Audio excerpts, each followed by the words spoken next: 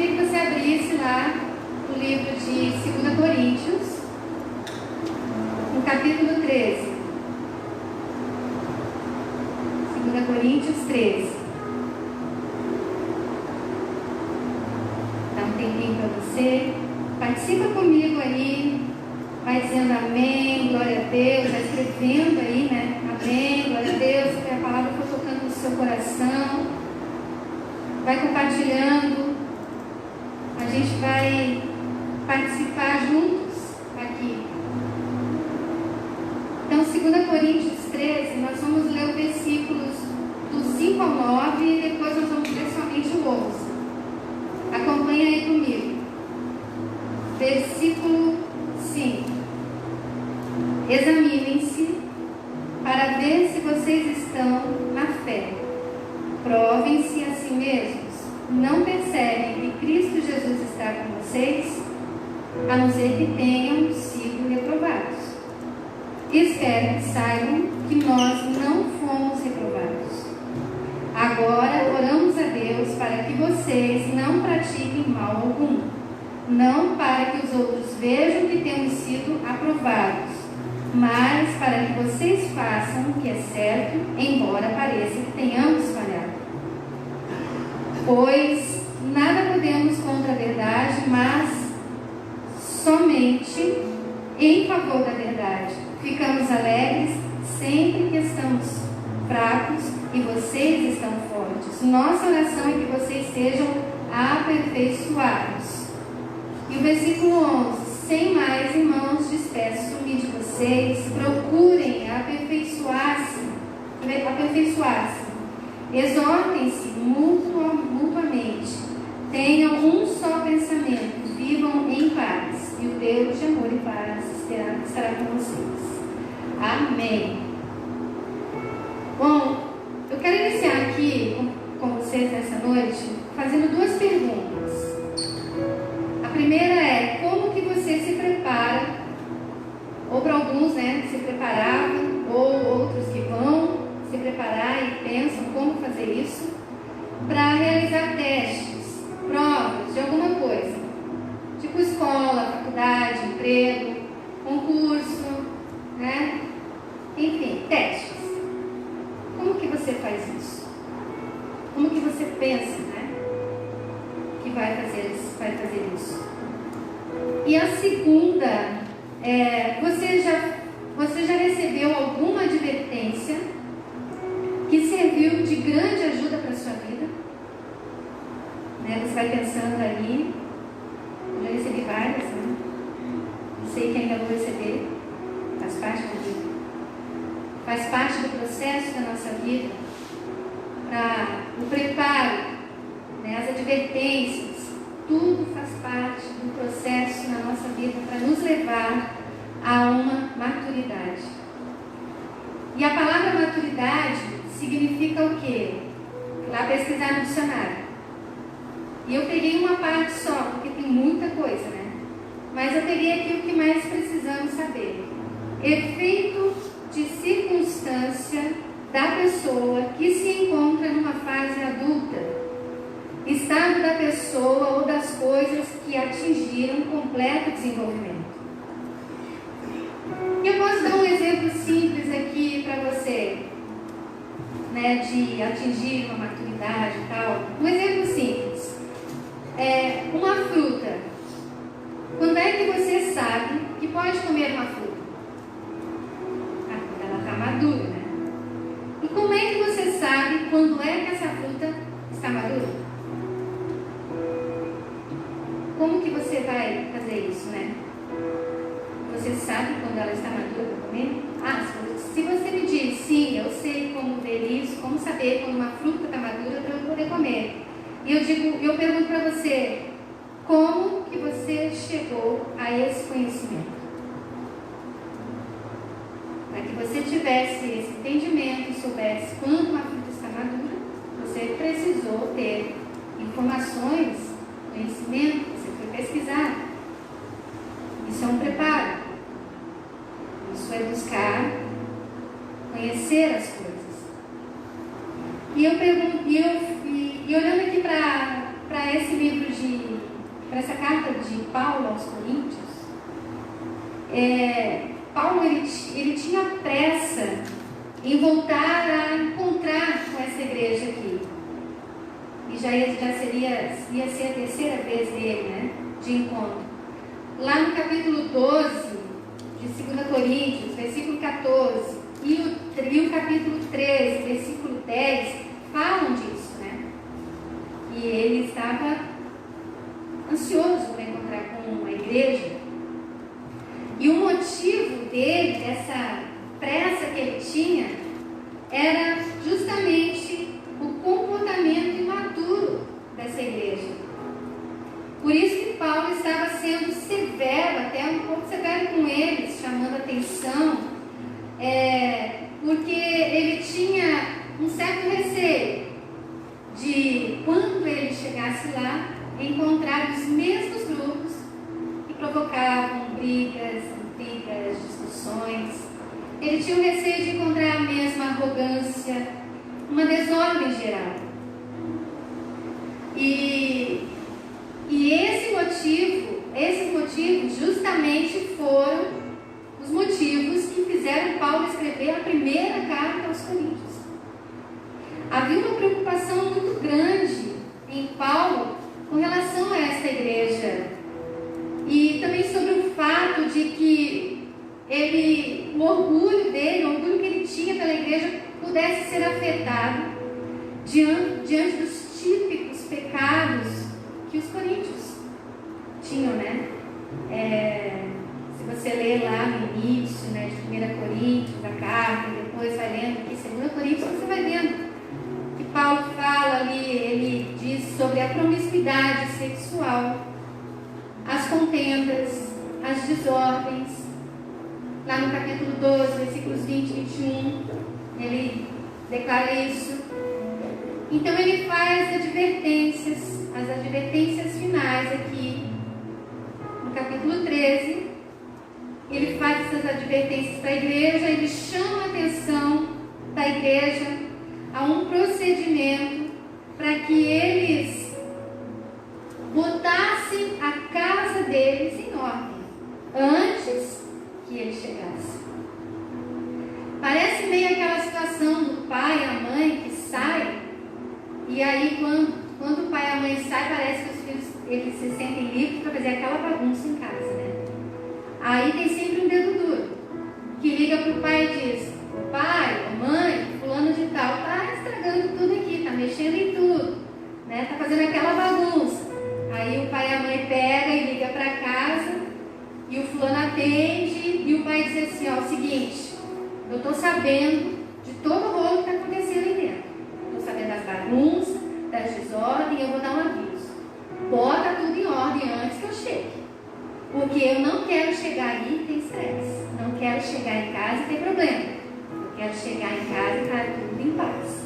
É mais ou menos isso que Paulo fala aqui com essa igreja. Porque Paulo ele tinha um relacionamento com as igrejas que foram fruto do ministério dele.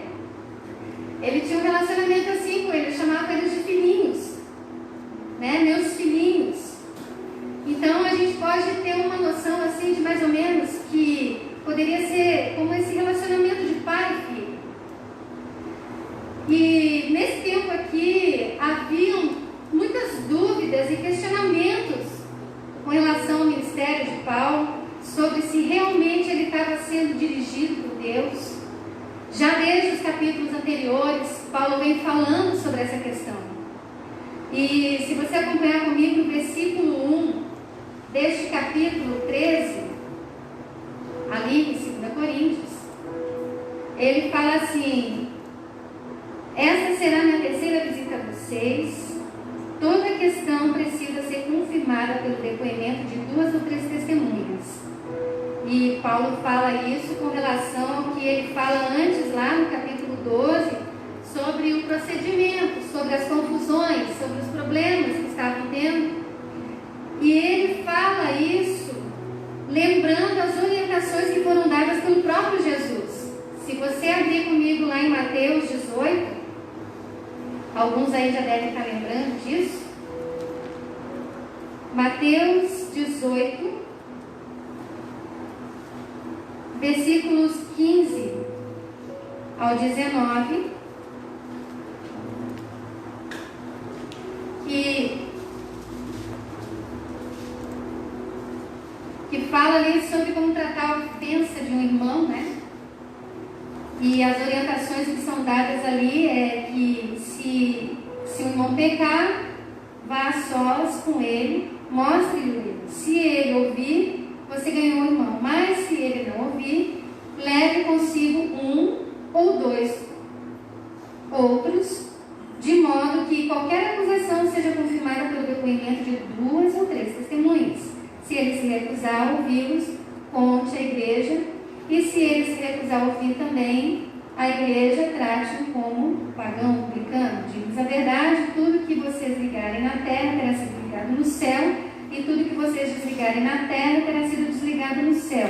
Também lhe digo que se 2 de vocês concordarem na terra, em qualquer assunto sobre o qual pedirem, isso lhe será feito o meu Pai que está nos céus. Pois onde se reunirem 2 ou 3 em meu nome, ali estou no meio deles. A orientação que Jesus dá sobre o confronto chama 2 pessoas, onde estiverem 2 ou 3, para solucionar essa situação, trazer um conserto, ele vai estar no meio dessa reunião. E é o que Paulo também estava ali instruindo os coríntios. E Jesus fala isso em Mateus, lembrando do quê? Porque isso foi uma orientação dada lá em Deuteronômio 19. Se você ler comigo aí, na sua Bíblia, você que tem aí a prática de abrir a Bíblia, né, e achar os livros rapidinho, diz lá Deuteronômio 19, 15. Uma só testemunha não é suficiente para condenar alguém de algum crime ou delito. Qualquer acusação precisa ser confirmada pelo depoimento de 2 ou 3 testemunhas. E se você for lá comigo para João, capítulo 8, olha a situação de Jesus. João 8, 17 e 18. Diz assim: na lei de vocês está escrito que o testemunho de 2 homens é válido. Eu testemunho acerca de mim mesmo, a minha outra testemunha é o Pai que me enviou. Jesus não tinha outras pessoas, mas ele mesmo testemunhava por ele e o Pai que o enviou. 2 testemunhas. E aí, seguindo em frente aqui com a história da carta, Paulo, ele como um cristão maduro, com a sabedoria de Deus na vida dele, ele buscou seguir o ensino de Jesus, nas palavras de Jesus, nas atitudes de Jesus. Veja bem que Paulo não andou com Jesus, mas parecia que Paulo tinha, andado com ele, porque ele realmente foi um imitador de Cristo. Aí, conforme a história da carta, a gente sabe que houve aqui então um confronto. E o confronto dói, né, gente? Dói ou não dói? Escreve aí. Dói o confronto? É ruim? Incomoda? Mas o confronto é necessário. E se você está sendo confrontado, dê graças a Deus e abra o seu coração para isso. Porque Deus está te levando ao caminho de uma maturidade, a crescer, a abandonar as coisas de menino, a abandonar as práticas que só te fazem regredir. Às vezes está tão envolvido nisso que tu não consegue enxergar.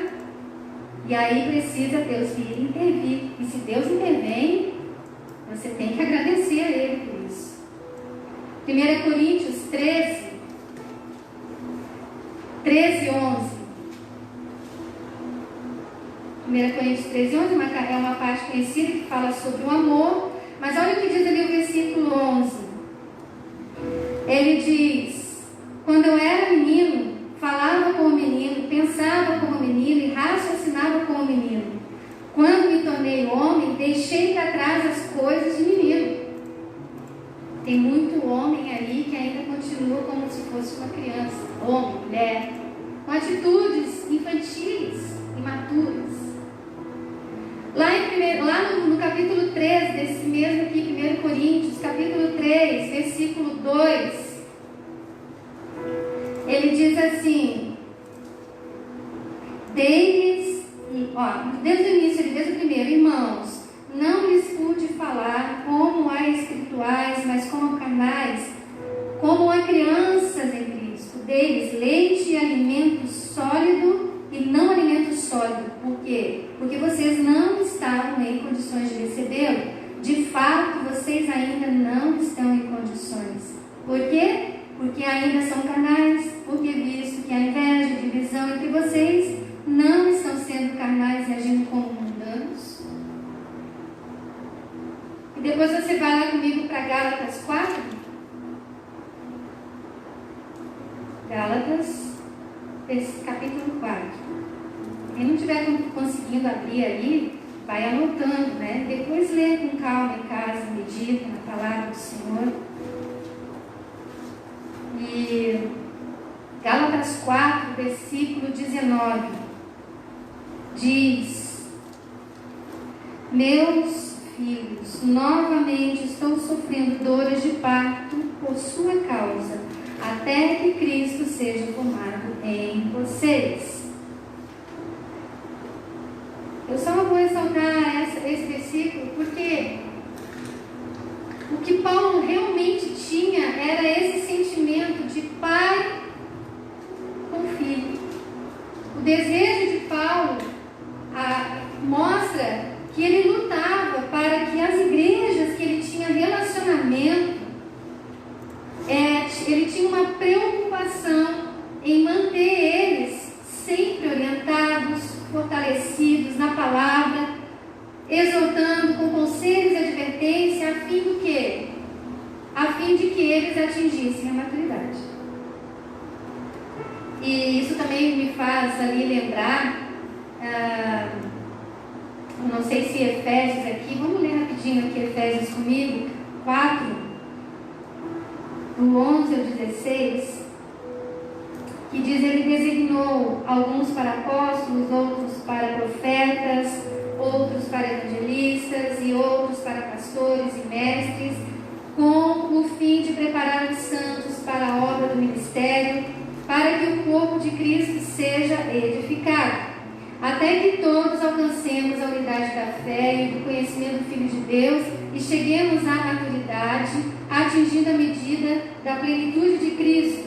O propósito é que não sejamos mais como crianças, levados de um lado para o outro pelas ondas, nem jogados para cá e para lá por outro vento de doutrina e pela astúcia e esperteza de homens que induzem ao erro. Antes, seguindo a verdade em amor, cresçamos em tudo naquele que é o cabeça, Cristo. Dele todo o corpo ajustado e unido pelo auxílio de todas as juntas cresce e edifica-se a si mesmo em amor, na medida em que cada parte realiza a sua função.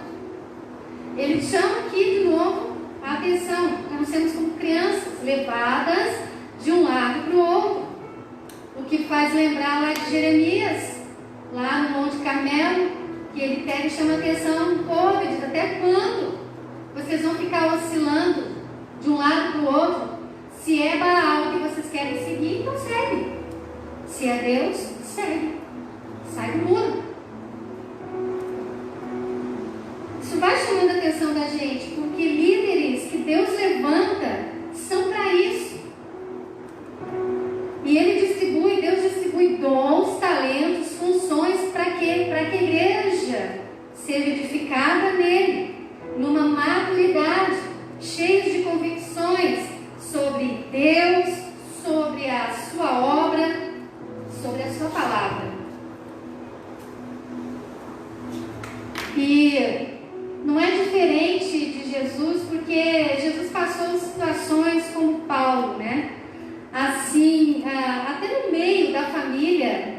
Jesus teve situações que eles duvidaram dele, questionaram a respeito de quem ele era, da sua autoridade. Lá no livro de Mateus, capítulo 12, versículos 22 a 28, tem um episódio lá que Jesus curou um endemoniado cego e mudo. E aí os fariseus vieram e disseram assim: ele expulsa demônios por Beelzebul. E Jesus adverte eles, e depois Jesus diz assim: olha, eu faço isso pela autoridade e pelo poder do Espírito de Deus.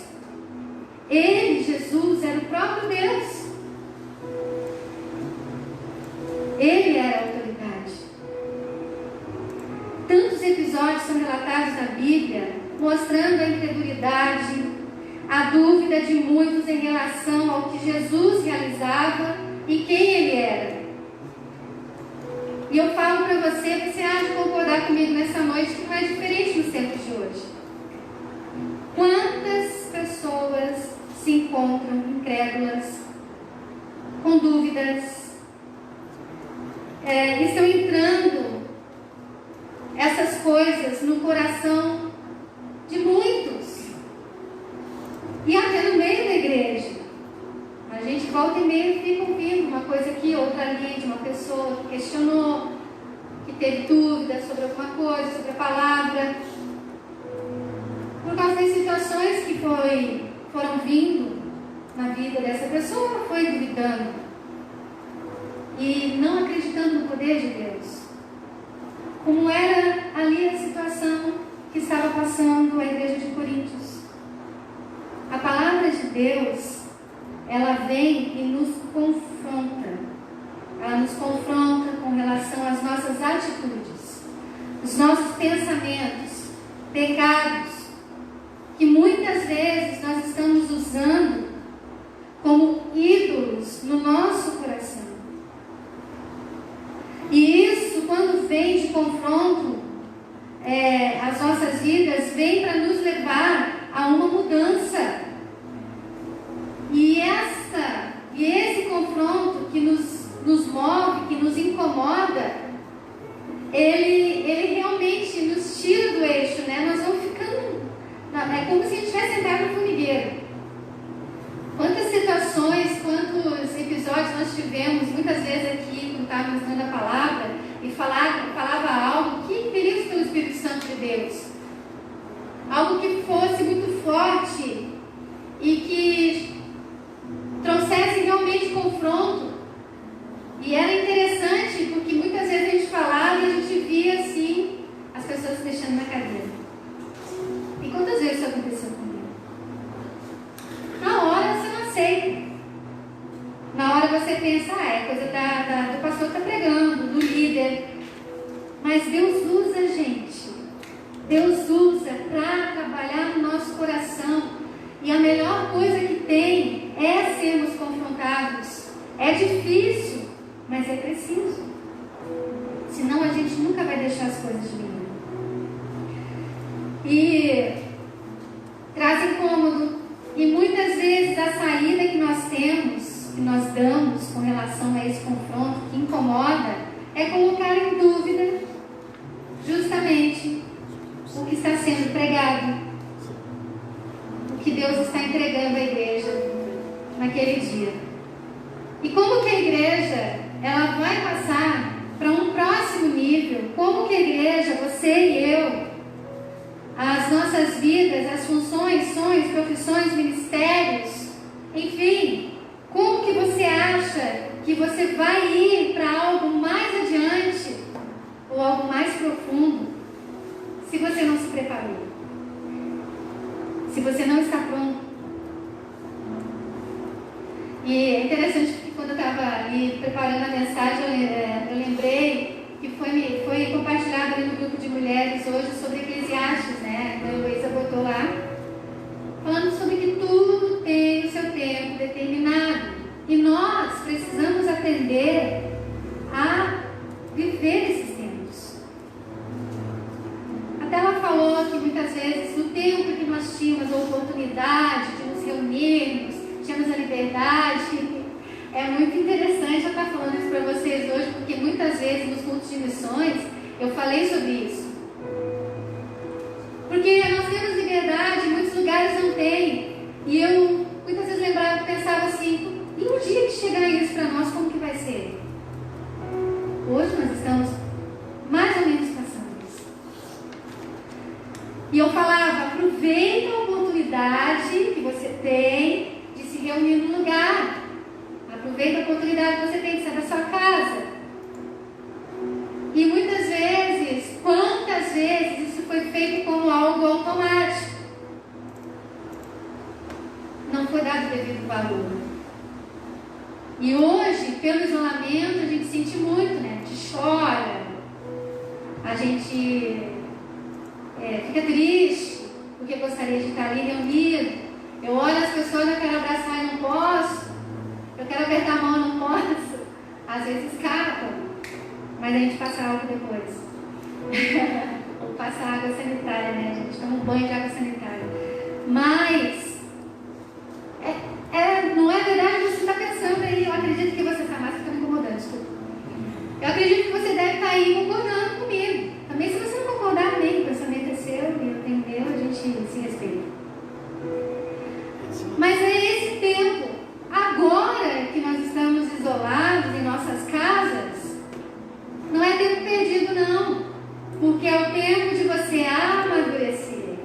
Pensa nisso.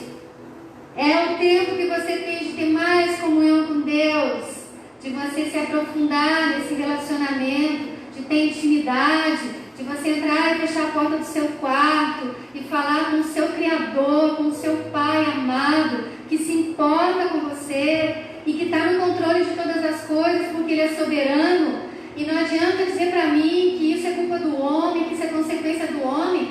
Pode ser, mas não acontece se Deus não quiser. E a gente tem que entender isso de uma vez por todas, que nada acontece se Deus não quiser. Ele diz na palavra que Ele vai ter misericórdia de quem Ele quiser e vai ter compaixão de quem Ele quiser. Então, ou seja, é Deus que manda, gente. Nós temos que obedecer. Então você pensa nisso. E aí, porque eu já comi. Mas tem frutas que, quando elas estão verdes, se você comer, meu Deus, é um amargo. Carambola. Você já comeu carambola verde? Eu já comi. É terrível. Você sente aquele amargo. Ou seja, você pega aquilo, não dá mais para ti, está amargo, você joga fora. Você não tirou proveito daquilo. Por quê? Porque não era tempo. E nós precisamos aproveitar o tempo que Deus nos dá para nos preparar para as coisas que Ele tem para fazer e para apresentar para as nossas vidas. Então pense nisso, a sua vida. Será que você está maduro? Será que eu estou madura? Às vezes a pessoa pensa que chegou a uma certa idade já é maduro. Cabelo branco não é sinal de maturidade. A Bíblia fala sobre isso. Então você se sente pronto para ir a um próximo nível que Deus tem para a sua vida? Quem joga videogame aí sabe do que eu estou falando. Tem aí os níveis, né? Nível easy, fácil. Tem o médio, que é o nível médio. Tem o hard, que é o nível difícil. E tem o ultimate, que é o nível final, que é quando você está pronto para ir nesse nível. E aí? Qual fase você está da sua vida? Easy, médio, hard, ou você já está lá no ultimate? Quando você está pronto, quando você está maduro para enfrentar uma fase na sua vida, um nível. E eu quero compartilhar rapidamente, não sei quanto tempo eu tenho ainda, sobre uma pastora. Ela compartilhou que a filha dela deu uma boneca de porcelana E essa filha queria brincar muito, mas ela guardou essa boneca porque ela viu que a filha não estava pronta para brincar com aquela boneca. E ela pensou, quando ela estiver pronta, eu entrego a boneca. O fato é que a filha descobriu onde estava a boneca. E começou a chorar, começou a pedir, mãe, eu quero a boneca, eu quero a boneca. E ela disse, não posso te dar a boneca, tu não está pronta para brincar com ela. E a filha chorou, insistiu, a mãe deu a boneca, cedeu para ela. 2 horas depois, a menina vem sem a boneca. E a mãe pergunta, onde é que está a boneca? E a filha responde, está dormindo. E a mãe diz, tem coisa errada aí, vai lá buscar a boneca. E aí a criança vem com a boneca e um pé na mão. E a mãe vê que um estrago já tinha vindo. Quando a mãe vai lá, levanta o vestidinho da boneca, a boneca está sem os 2 pés. Ou seja, ela não estava pronta para brincar. E ela disse, minha filha, você prometeu para mim que você ia cuidar. Aí ela começou a chorar desesperada e disse, mãe, eu não consegui. Ela não estava pronta. E Deus ministrou o coração dessa mãe em relação às coisas da vida. E Ele diz, quantas vezes você me pediu coisas que já eram suas, mas que eu não te entreguei porque tu não estava pronto para receber. Porque se você recebesse, ia ser como o episódio da sua filha. E ali Deus foi falando no coração dela, e ela fala assim, que existem lugares que nós só iremos acessar justamente após alcançarmos essa maturidade. São promessas que só iremos viver depois do amadurecimento, e é um caminho de uma longa espera. Processos, erros, acertos, resiliência e coragem para persistir. E eu acrescento da minha parte, é uma caminhada para abrir mão de coisas que nos levam a ficar mais distantes do destino que Deus tem para a nossa vida. É um processo de aperfeiçoamento na nossa vida. E que Paulo disse aos Coríntios, ali no versículo 9, que você vai ter que abrir de novo, porque nós saímos de lá. 2 Coríntios, capítulo 13, versículo 9. Paulo diz para eles, ficamos alegres sempre que estamos fracos e vocês estão fortes. Nossa oração é que vocês sejam aperfeiçoados. Depois do versículo 11 ele fala novamente sobre aperfeiçoados, se aperfeiçoarem. Como que nós vamos conseguir isso, gente? Como que nós vamos conseguir atingir essa maturidade, sermos aperfeiçoados, se não for pela graça de Deus? Só através dessa graça maravilhosa. Quando nós nos entregamos à vontade de Deus, Deus, olha, eu não tenho condições, só tu pode fazer isso na minha vida. E Deus faz. Que Deus é Deus. 1 Pedro 5,10, ele diz, o Deus de toda graça, que nos chamou para a sua glória eterna em Cristo Jesus, depois de terem sofrido durante pouco tempo, os restaurará, os confirmará, lhes dará força e os porá sobre firmes alicerces. Ele é quem vai aperfeiçoar você. Mas você tem que ter disposição para isso. O Espírito Santo de Deus vai fazer isso. E no momento que nós somos plenos do Espírito Santo, nós somos selados por Ele, a nossa vida é um constante crescimento e avanço a uma estatura, a um perfil, um comportamento de maturidade espiritual que vai refletir no nosso caráter. E de uma forma que vai prevalecer o quê? Os frutos do Espírito e não os frutos da carne. E essa era a luta de Paulo. A luta de Paulo com a igreja aqui em Coríntios. E se você ainda vive uma vida em que parece que você está avançando, presta atenção, parece que você está avançando. Tipo Denorex, né? Tem cheiro de remédio, mas não é. Mas é como se você estivesse num cavalinho de pau. Ele não sai do lugar. Você fica balançando e parece que você está indo e não vai para lugar nenhum. Não sai do lugar. Eu falo para você que está na hora de você se alertar. Está na hora de você acordar e sair dessa situação. ter uma postura, uma decisão de buscar crescer, sair desse ambiente infantil, de confusão, de discussão, de intrigas, práticas mundanas, promiscuidade sexual, amor ao dinheiro, levantando altares, dando o primeiro lugar no seu coração a qualquer outra coisa que não seja o Deus que te criou. O Deus que te escolheu, que te chamou para um propósito. Absorva todo o ensino bíblico. Procure focar em palavras que exaltam o Senhor, não aquelas que massageiam o seu ego, te levando a ter um coração orgulhoso. Não é ter, não é adquirir, não é conquistar, que nos leva a ser pessoas bem-sucedidas, felizes e realizadas. É o nosso caráter bem formado, com base no que a Bíblia ensina, que vai nos levar a uma maturidade e que vai nos levar a viver coisas extraordinárias nele. Salomão disse lá em Eclesiastes 1:2, é vaidade. Tudo é vaidade, é um sopro. Hoje tem, amanhã pode não ter. Essa não é a sua base de felicidade. A sua base de felicidade, a sua base que vai te levar a crescer, a amadurecer, é justamente os ensinos, a palavra, é Jesus.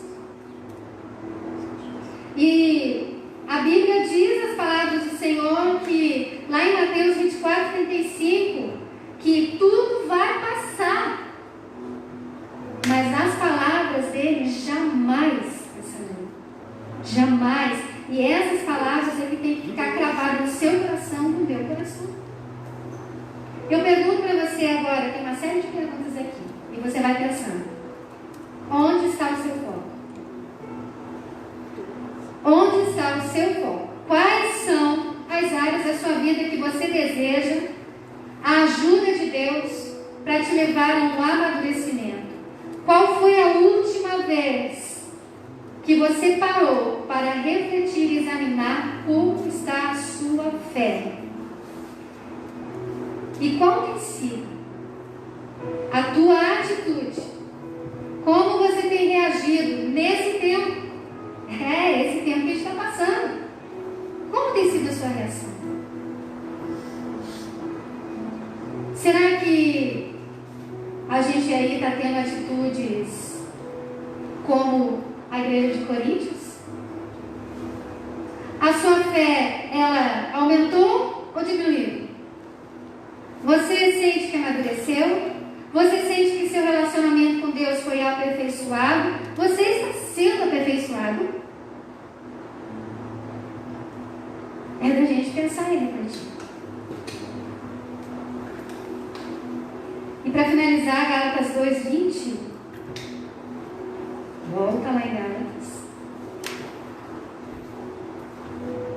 Que é muito forte também o que Paulo fala.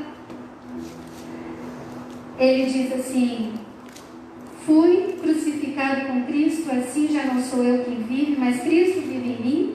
A vida que agora vivo no corpo, vivo-a pela fé no Filho de Deus que me amou e se entregou por mim. É uma postura de quem atingiu um grau de maturidade. E será que eu e você vamos conseguir declarar essas mesmas palavras que Paulo declarou?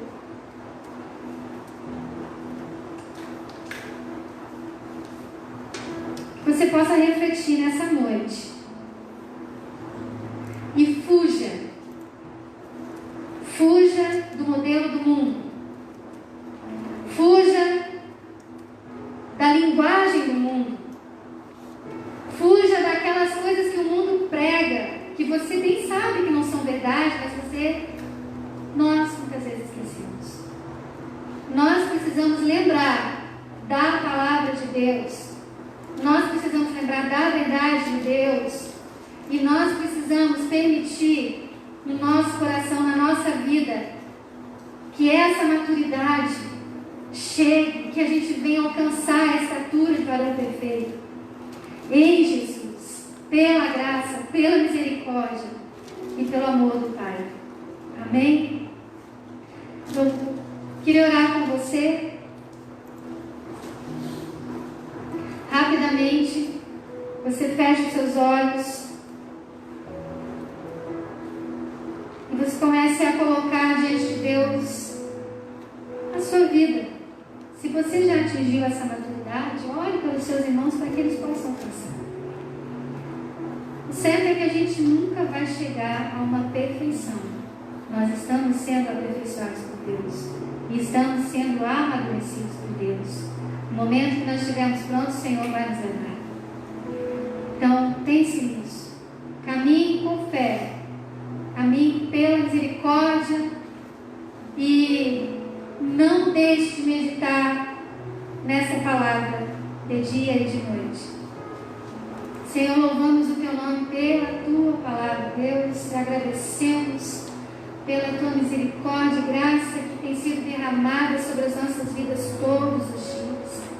É certo, Senhor, que nós nunca chegaríamos a Deus ou iríamos conseguir alcançar na nossa vida coisas maravilhosas, extraordinárias, se não fosse pela Tua graça, se não fosse pelo Teu amor. Hoje estamos aqui, Senhor. Amanhã não sabemos. Por isso eu peço a Ti, Senhor, que pelo Teu Espírito Santo venha de encontro ao nosso coração, ao meu, ao coração de quem está ali assistindo, participando. E vem ministrar, Senhor. Encontre em nós um coração aberto, disposto a ser confrontado com as Tuas verdades, a ser impulsionado a viver de uma forma digna, de uma forma excelente, como a Tua palavra nos ensina, inspirados nas Tuas atitudes, Senhor, inspirados nas atitudes dos Teus apóstolos, como a palavra nos mostra. E é certo, Senhor, que nós vamos experimentar grandes coisas maravilhosas e principalmente a Tua boa, agradável e perfeita vontade. No nome de Jesus, Senhor, tira das mentes e dos corações tudo aquilo, Senhor, que traz eles para trás, Senhor, que faz com que eles venham regredir. No nome de Jesus, Pai, eu peço que Teu Espírito Santo venha e mova os corações a uma intimidade, a uma profundidade, a uma comunhão excelente contigo, para que eles possam receber de Ti, Senhor, direção para suas vidas. Eles possam ter visão, Senhor, daquilo que o Senhor tem para a vida deles, para a família, seja, Deus, no ministério, seja na profissão, seja no meio da família, seja nos estudos, que eles possam experimentar essa direção preciosa do Senhor na vida deles. No nome de Jesus, cresça, Senhor, a fé no nosso coração, cresça as convicções, e que possamos crescer em Ti, Senhor, até atingirmos a estatura de varão perfeito. No nome de Jesus. Amém. Deus abençoe a sua vida.